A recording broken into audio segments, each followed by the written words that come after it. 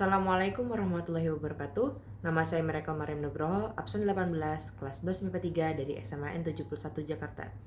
Pada kesempatan kali ini, saya akan mempresentasikan teks resensi. Berikut videonya. Teks resensi. Materi pembahasan teks resensi. Yang pertama, nanti kita akan membahas pengertian, ciri-ciri, tujuan, struktur, kaidah kebahasaan, sistematika, langkah-langkah pembuatan, dan juga manfaatnya. Di sini kita akan memulai dengan pengertian dari teks resensi terlebih dahulu. Resensi berasal dari bahasa Belanda yaitu recensie dan bahasa Latin yaitu recensio, recensere, atau revidere, serta bahasa Inggris yaitu review, yang artinya mengulas kembali atau melihat kembali. Menurut KBBI, resensi diartikan sebagai pertimbangan atau pembicaraan serta ulasan mengenai buku. Akan tetapi, resensi tidak hanya berkutat pada buku saja. Resensi juga dapat menyasar karya lain seperti hasil kesenian, kesusastraan, bahkan film. Sehingga dapat dikatakan, teks resensi adalah teks yang berisikan pandangan seseorang resensi terhadap buku atau karya yang dibuat dengan tujuan untuk mengulas, menilai, menganalisis, ataupun mengapresiasi karya dengan memaparkan data, sinopsis, pujian, ataupun kritikan. Kita lanjut ke ciri-ciri teks resensi. Di sini yang pertama yaitu mengandung informasi atau identifikasi suatu karya. Yang kedua, memuat pendapat dan penggambaran umum mengenai isi atau makna suatu karya. Kita lanjut ke yang ketiga, memiliki penilaian mengenai kelebihan dan kekurangan karya. Dan yang keempat, terdapat opini yang diinterpretasikan dari fakta atau temuan yang diperoleh. Mari kita lanjut ke tujuan teks resensi.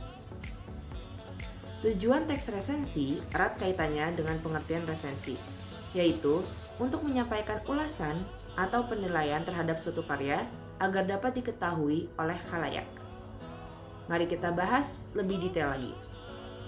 Untuk yang pertama, tujuannya yaitu memberikan pemahaman serta informasi secara komprehensif kepada pembaca tentang karya yang diresensi.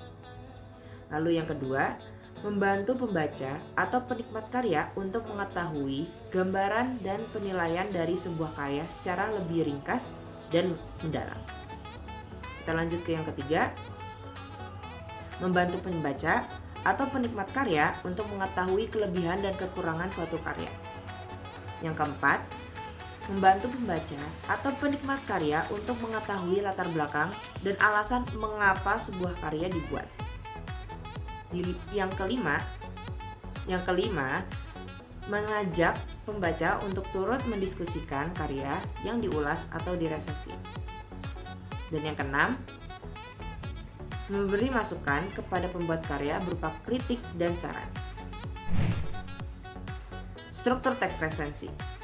Dalam menulis sebuah resensi, terdapat struktur yang harus diperhatikan oleh penulis. Yang pertama yaitu identitas.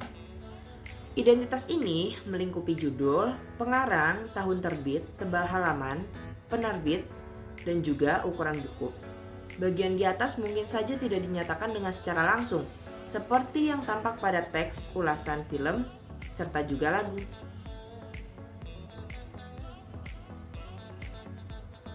Untuk yang kedua, orientasi. Bagian ini biasanya terletak di paragraf pertama dan merupakan pengenalan umum dari karya yang akan diulas. Biasanya bagian ini menjelaskan mengenai bagaimana keberadaan karya yang diulas. Apakah mendapatkan perhatian yang besar, karya dari seniman legendaris, menyebabkan kontroversi. Lalu yang ketiga ada sinopsis.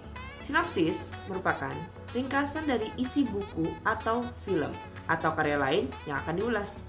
Resensi yang baik harus menceritakan alur cerita secara umum dan tidak boleh membocorkan seluruh karya. Yang keempat, analisis.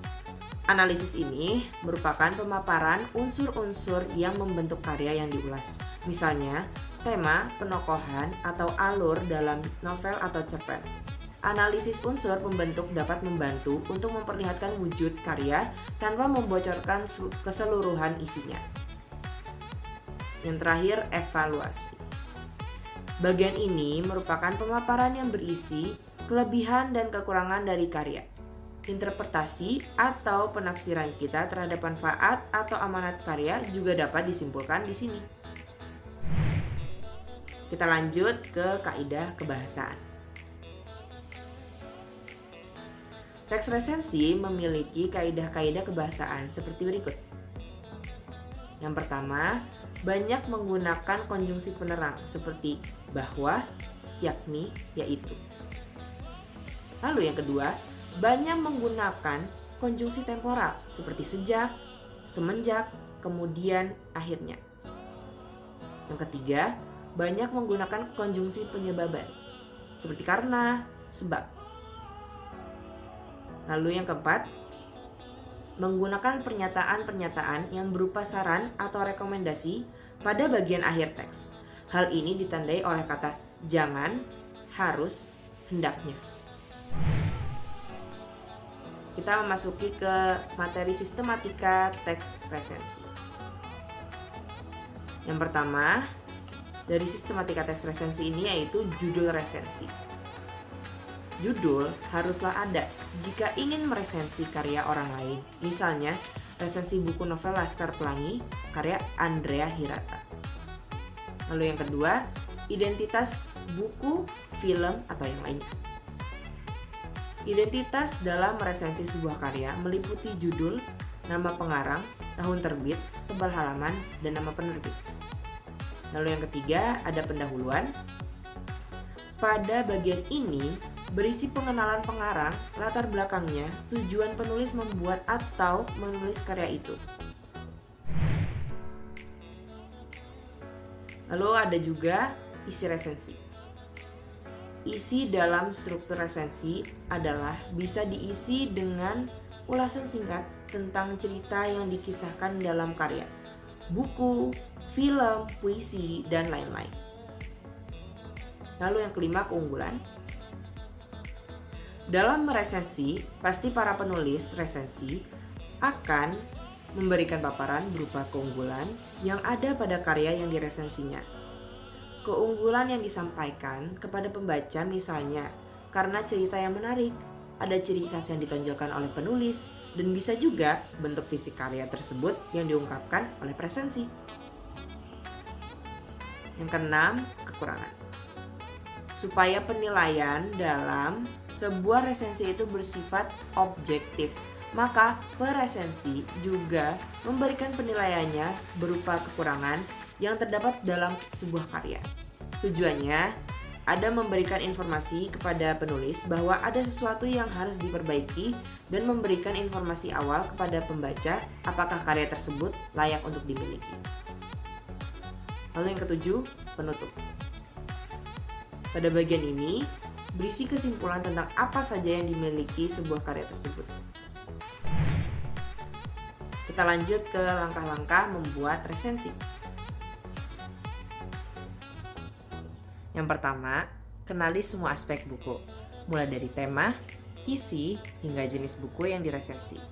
Apakah merupakan buku fiksi, motivasi, psikologi, pengembangan diri, ataupun yang lainnya.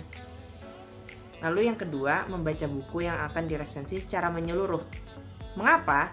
Karena hal ini wajib dilakukan untuk mendapatkan pemahaman komprehensif mengenai buku. Lalu yang ketiga, yaitu menandai bagian-bagian buku yang dirasa menarik. Ini akan membantu Anda untuk menuliskan bagian mana saja yang perlu dimasukkan ke dalam resensi. Lalu yang keempat, membuat sinopsis mengenai isi buku. Yang kelima, menilai kualitas buku yang diresensi, baik dari segi kualitas maupun kuantitasnya dengan mempertimbangkan berbagai aspek dalam bentuk kelebihan, kekurangan, serta kesimpulan. Manfaat resensi. Ada beberapa manfaat resensi, tapi yang akan kita bahas hanya 4 saja. Yang pertama yaitu sebagai sarana untuk mempromosikan suatu karya.